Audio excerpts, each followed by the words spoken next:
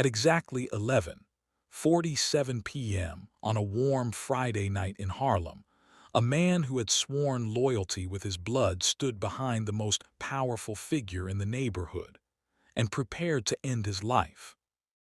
Big Sam's fingers trembled as they wrapped around the grip of the pistol hidden beneath his jacket. The weight of the gun felt heavier than it ever had before, not because of the steel, but because of what it represented. $50,000. That was the price placed on Ellsworth Bumpy Johnson's head. A fortune large enough to erase debts, heal sickness, and rewrite a man's future. And Sam had accepted it. For 5 years, Sam Foster had been more than a bodyguard. He was family. He was the man who walked Bumpy through gunfire, who stood beside him during wars, who slept outside his door when death threats poured in by the dozen. Harlem knew Sam as Bumpy's shadow. Where one went, the other followed. That's what made tonight perfect. Lenox Lounge pulsed with life. Jazz floated through the air like smoke, glasses clinked, laughter spilled across tables.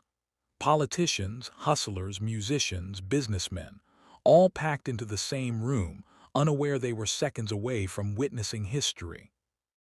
Bumpy sat at his usual corner table, back turned, engaged in quiet conversation. Relaxed, exposed. Sam stepped forward. 6 feet away. 4. 2. He drew the weapon, raised it carefully, aimed at the back of the man who trusted him more than anyone else on earth, and pulled the trigger. Click. No gunshot. No scream. Just silence. The music died mid-note. Every conversation collapsed into stunned stillness. 300 people turned toward the sound that shouldn't have existed, a firing pin striking nothing.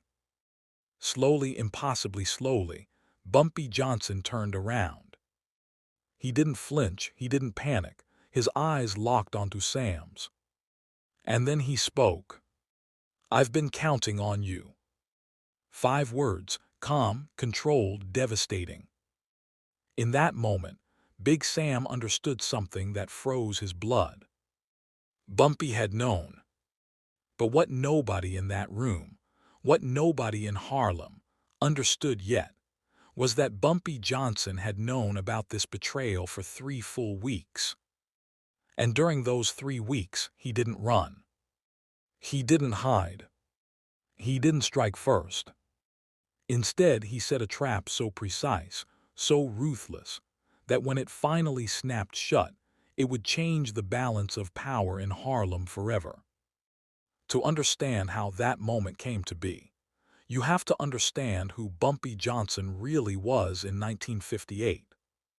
By the late 1950s, Harlem wasn't just a neighborhood, it was a battlefield. The Italian mob had their eyes on it, especially the numbers racket, a cash river flowing from poor communities betting pennies that turned into millions by the end of every month. The 5 families wanted it all. Every ticket, every dollar, every street corner. They had tried to muscle in before. And every time, they ran into the same wall. Bumpy Johnson. He wasn't just a gangster, he was a shield, a problem solver, a man who ruled not just with fear but with loyalty. When families couldn't pay rent, Bumpy made it disappear. When police targeted black businesses, phone calls were made, pressure was applied, and the harassment stopped. When outsiders pushed too hard, they were pushed back harder. The Italians didn't understand this kind of power.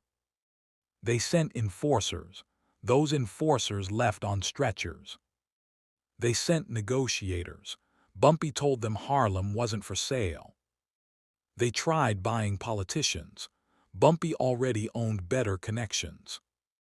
By 1958, frustration turned into desperation. And desperation leads to betrayal. That's when Frank Costello called the meeting. Representatives from all 5 families gathered in a smoke-filled room, tension thick enough to cut. The topic was simple. The Bumpy Johnson problem.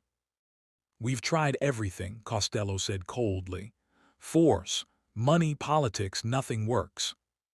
Carlo Gambino leaned back, cigar glowing. So what now? Costello leaned forward.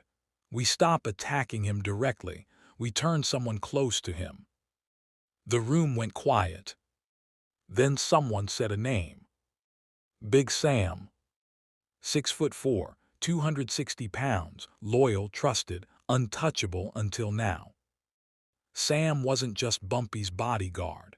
He was there when Bumpy buried his mother, there when bullets flew, there when Harlem burned. If anyone could get close enough to kill Bumpy Johnson, it was the man he trusted with his life.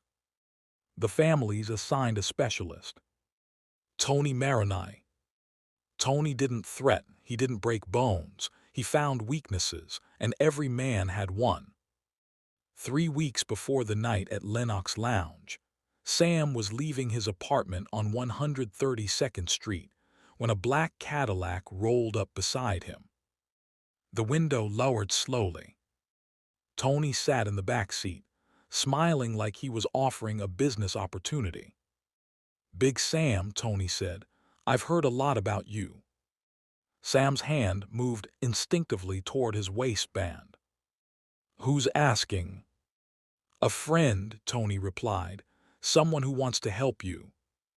Sam should have walked away.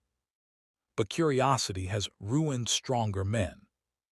5 minutes later, Sam was sitting inside the Cadillac. Tony didn't waste time. "You're loyal," he said. "I respect that, but loyalty doesn't pay hospital bills." Sam's jaw tightened. His youngest daughter, Kesha, had been sick for months. Tuberculosis, expensive treatments, endless bills. He'd asked Bumpy for help and Bumpy had helped, but it wasn't enough. It was never enough. Tony opened a briefcase. Stacks of $100 bills filled the seat between them. $50,000, Tony said. Enough to save your daughter, enough to move your family somewhere clean, somewhere safe. Sam stared. "For what?" he asked, even though he already knew. "1 moment," Tony replied. "1 bullet." Silence filled the car. "And if I say no?" Sam asked. Tony's smile vanished.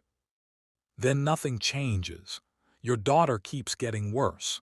You keep working for a man who will eventually get you killed. The only question is whether you die broke or rich." Tony stepped out of the car. The briefcase stayed behind. That night Sam didn't sleep. He saw his daughter gasping for breath. He saw the money. 3 days later, he made the call. "I'm in," Sam said.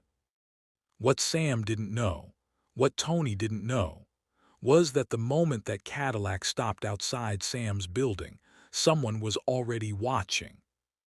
And 2 hours later, a parking attendant named Jerome was standing in Bumpy Johnson's office, holding a license plate number that would change everything. Bumpy Johnson stared at the paper silently. Tony Maroney. Outside Sam's apartment. 5 minutes. Bumpy said nothing. He could have killed Sam that night. Most men would have. But Bumpy Johnson wasn't most men. Instead, he waited. And as he watched Sam struggle under the weight of his decision, Bumpy began planning something far more terrifying than revenge. Because when the trigger was finally pulled, Bumpy Johnson wanted everyone to see what happened next. Power doesn't always announce itself with gunfire. Sometimes it waits. Bumpy Johnson sat alone in his office above the jazz club long after the music downstairs had faded into echoes. The city outside hummed as it always did, but inside that room, Harlem's king was still, staring at a single truth he didn't want to accept. Big Sam was being tested. And men under pressure were dangerous, not just to enemies, but to everyone around them. Bumpy had spent his life studying people, not just what they said, but how they moved, how they hesitated, how their eyes shifted when fear crept in. And over the past few days, something about Sam had changed. The steady confidence was gone. His hands shook when he thought no one was watching. His eyes lingered too long on exits. The Italians had found his weakness. Bumpy could have acted immediately. One call, one quiet disappearance. That's how this world usually handled betrayal. But Bumpy Johnson didn't survive this long by reacting. He survived by anticipating. If he killed Sam now, the Italians would simply find another way in. Another man, another crack, the war would never end. So Bumpy made a different choice. He decided to let the betrayal happen. But on his terms. The first thing Bumpy did was nothing at all. No confrontation, no accusation, no raised voices. Instead, he watched. For 3 weeks, Bumpy observed Sam the way a hunter studies wounded prey, not with hatred, but with calculation. He noticed how Sam drank a little more than usual, how he avoided eye contact during quiet moments, how he kept checking the time when Bumpy lingered in public. Guilt had a rhythm, and Sam was dancing to it. Bumpy confirmed everything quietly. His network, bartenders, cab drivers, janitors, shoeshine boys, heard things, saw things. Not one of them mattered to the Italians. That's why they mattered to Bumpy. By the end of the first week, Bumpy knew the date. Friday night, Lennox Lounge. The place where Bumpy felt safest. The place where betrayal would cut deepest. That's when the plan truly began. Bumpy called in a favor from a man who never asked questions. Victor was a gunsmith in Brooklyn, the kind of craftsman who treated weapons like works of art. He'd customized firearms for Bumpy for years, smooth triggers, hidden safeties, modifications no police armorer would ever detect. When Bumpy walked into Victor's shop, the man could tell something was different.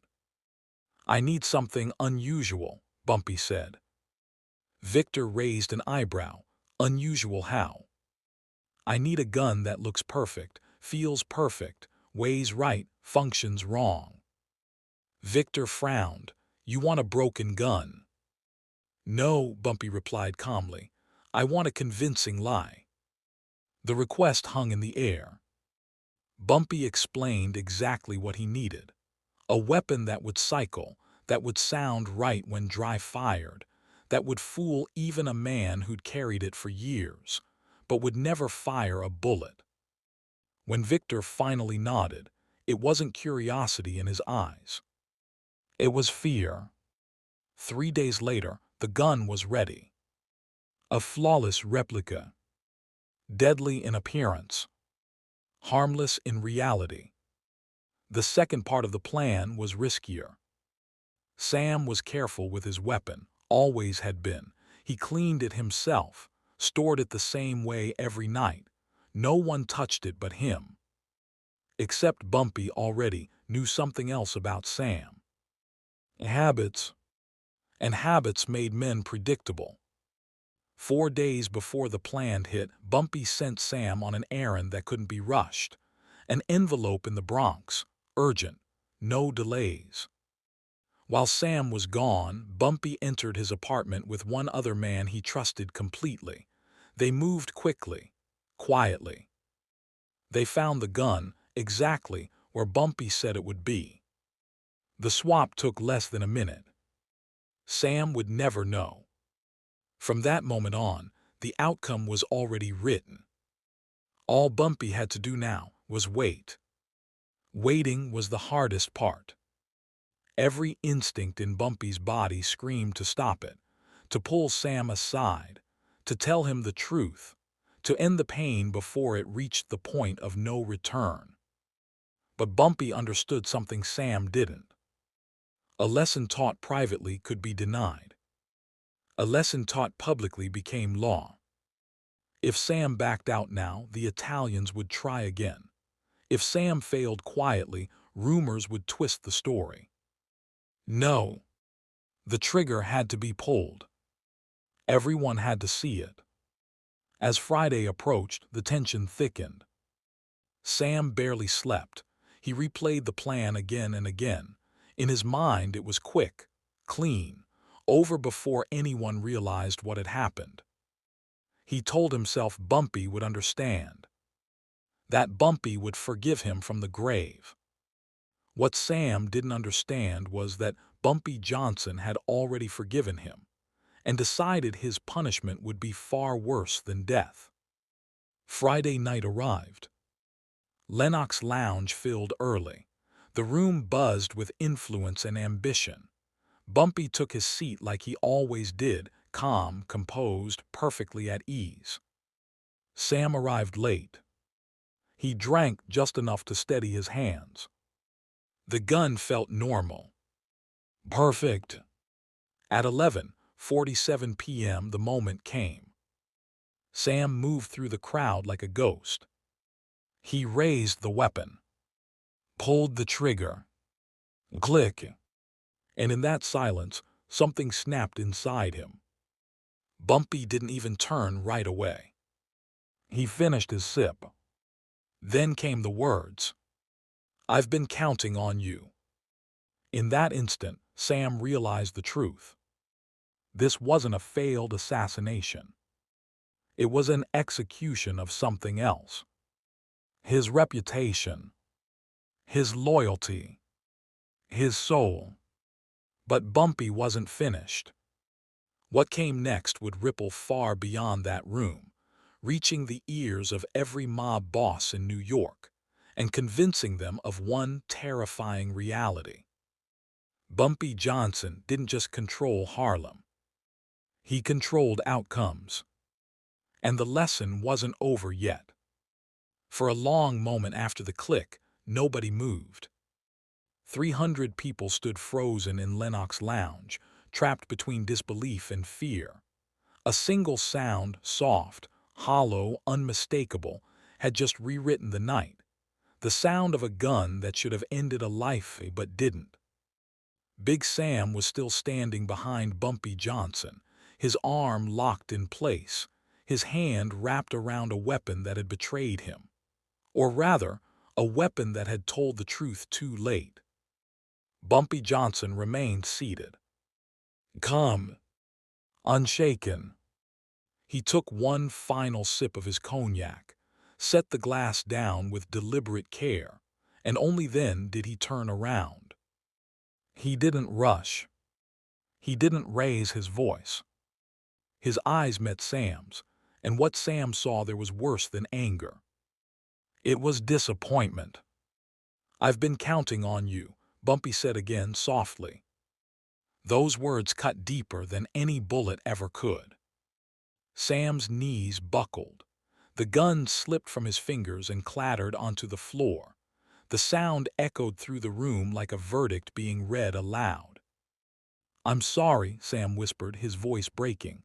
"I swear I had no choice." Bumpy studied him for a long moment, letting the silence do the work. Every eye in the room was fixed on them now. Politicians, hustlers, musicians, men who understood power when they saw it. "You always have a choice," Bumpy replied. "You just chose wrong." Bumpy stood. He wasn't tall, but as he rose, the room seemed to shrink around him. He reached into his jacket and placed a thick envelope on the table between them. "I know about your daughter," Bumpy said, his voice carrying easily through the silent club. "I've known for months." Sam looked up stunned. "Kesha's treatments," Bumpy continued. "Every bill paid this morning. There's extra in there for your family, enough to start over." Sam's eyes filled with tears. "Then why," he choked, "why didn't you tell me?" Bumpy leaned closer. "Because I needed to know who you'd listen to when it mattered," he said quietly. "Me or them." The weight of that truth crushed Sam completely. This wasn't revenge. This was judgment.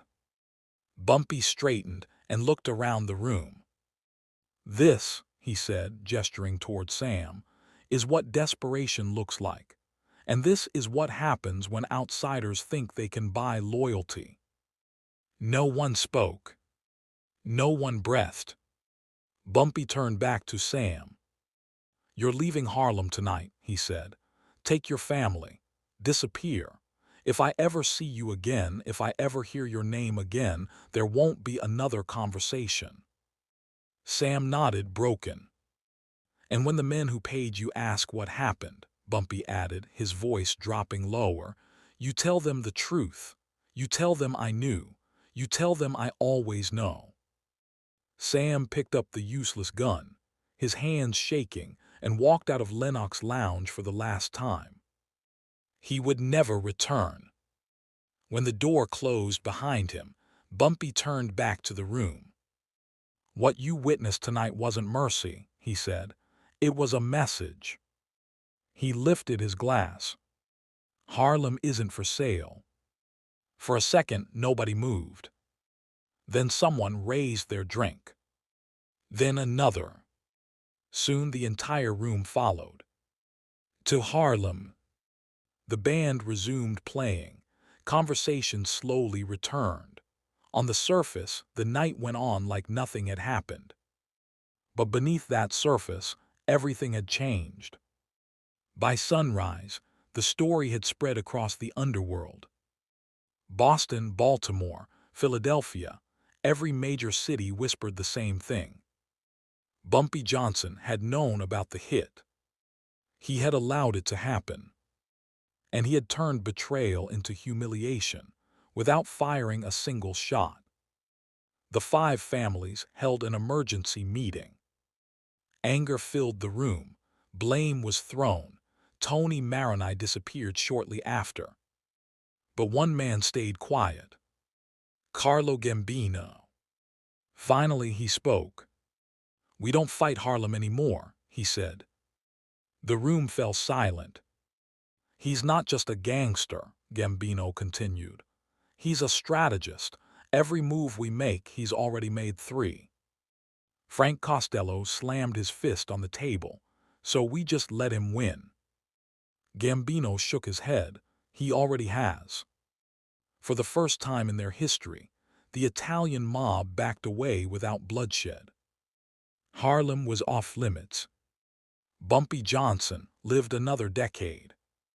He died not from violence, but from a heart attack, ironically in the same lounge where betrayal had failed. But his legacy was sealed that night. He proved that true power wasn't about bullets. It was about foresight. About knowing what your enemy would do before they did. About turning their plan into your victory. Big Sam took $50,000 and lost everything that mattered.